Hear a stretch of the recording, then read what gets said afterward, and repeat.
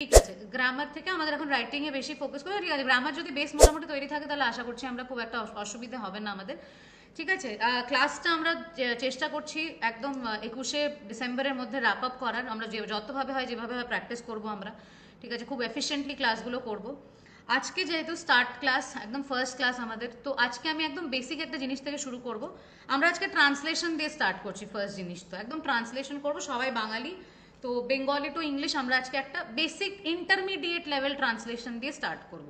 ঠিক আছে, আমি হেল্প করব, বাট সবাইকে কিন্তু পার্টিসিপেট করতে হবে। আমার আবারও বলছি, না হলে কিন্তু লাইভ ক্লাস কিন্তু মানে বেনিফিশিয়াল হবে না if you are not participating. মানে try to answer the questions that I am asking if you are. ঠিক আছে, 3 আর 4টা একটুখানি তোমরা হোমওয়ার্ক করে নেবে, জাস্ট এই দুটো করো। এখন একটু ইজি চলবো আমরা।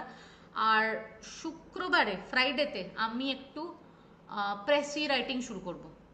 ঠিক আছে, দেখি একটু প্রেসি হাত দিয়ে আমরা তিনটে একটু ছুঁয়ে ছুঁয়ে আপাতত যাব, দিয়ে তারপর রিগারাসলি খালি প্র্যাকটিস করতে থাকবো।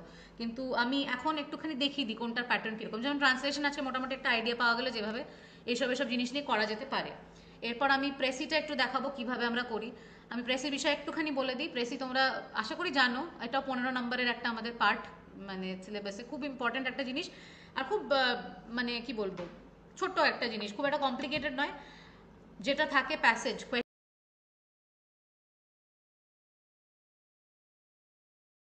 Thank you for learning with Vivas One Educational Foundation.